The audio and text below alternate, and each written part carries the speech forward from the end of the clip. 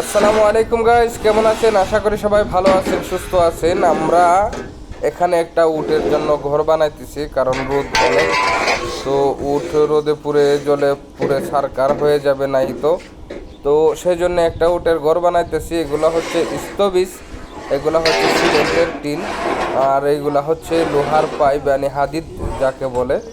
তো এগুলা নিয়ে আসছি এবং কাজ চলমান রয়েছে। তো একটু ধৈর্য ধরে ভিডিওটি দেখতে থাকুন। পুরো ভিডিও আপনাদের সামনেই কিভাবে আমরা ঘরের কাজটা করলাম তো আপনাদের সাথে নিয়ে করবো ইনশাআল্লাহ। অবশ্যই আপনারা ভিডিওটি কন্টিনিউ করবেন। তো চলুন আমরা আস্তে আস্তে কাজের দিকে অগ্রসর হয়ে যাই এবং এই সামানগুলো আনলোড করার পরে আমি আপনাদেরকে বাকি অংশটুকুও দেখাবো, কিভাবে ওয়েল্ডিং চলছে, কিভাবে খুঁটি গাড়া চলছে, কিভাবে কি চলছে অবশ্যই আপনাদেরকে দেখাবো। আপনারা আশা করি পাশে থাকবেন এবং সাথে থাকবেন। তো এখানে দেখেন এই যে লোহার পাইপগুলা দেখছিলেন, এগুলাকে ওয়েল্ডিং করা হয়ে গেছে অলরেডি। ওয়েল্ডিং করার পরে এগুলাকে আমরা যে জায়গায় ঘরটা বানাবো সেই জায়গাতে নিয়ে যাচ্ছি। তো সেই জায়গায় নিয়ে যাওয়ার পরে এগুলোকে খুঁটি গাড়তে হবে বালুর মধ্যে। খুঁটি গেড়ে এই যে খুঁটিও এখানে গাড়া হয়ে গেছে অলরেডি। তো খুঁটি গেড়ে দিয়েছি এবং এই যে লম্বা হাদিদগুলো দেখতেছেন এগুলা খুঁটির উপরে দিতে হবে। খুঁটির উপরে দিয়ে এগুলাকে লাইন খুঁটির লাইনগুলা সোজা করতে হবে। তারপরে আমরা বাকি কাজটুকু করব। তো আশা করি আপনারা দেখবেন এবং পাশে থাকবেন।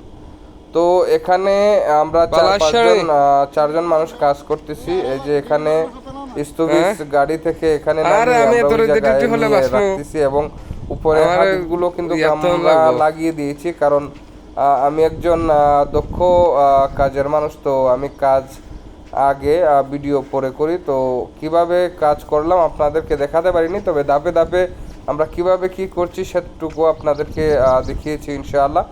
তো এখানে আমরা হাদিদগুলো উপরে লাগিয়ে দিয়েছি অলরেডি। এখন স্থবিসগুলো আমরা উপরে লাগিয়ে নেব এবং উপরে লাগিয়ে ফেলবো আস্তে ধীরে। তো আপনারা দেখতে থাকুন। এই যে এখানে লাইন ধরে রেখে দিয়েছি স্থবিস এনে, আর বাকি কাজগুলো আমরা শেষ করে ফেলবো এবং শেষ করে দেবো ইনশাল্লাহ। তো আশা করি আপনারা আমাদের পাশেই থাকবেন।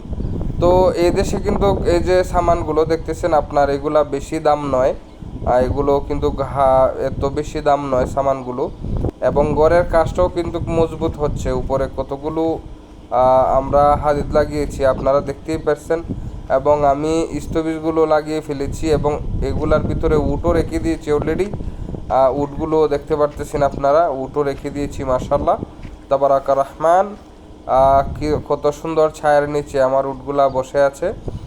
তো এই উটগুলোর জন্য, এই দুইটা উটের জন্য কিন্তু এখানে এত বড় একটা ঘর বানানো হয়েছে এবং এই উটগুলো মাশাআল্লাহ বাচ্চা দেবে কিছুদিন পরে। তো সে কারণেই তারা গরম সহ্য করতে পারবে না, যে কারণে আমরা এই চাউনিটা আমরা করেছি এবং এই ঘরটা আমরা করেছি। তো আশা করি ঘরটা আপনাদেরও সুন্দর লেগেছে এবং ভালো লেগেছে। আর যদি সুন্দর এবং ভালো লেগে থাকে তাহলে অবশ্যই আমার ভিডিওটা দেখে একটা লাইক এবং কমেন্ট এবং একটা শেয়ার করে যাবেন।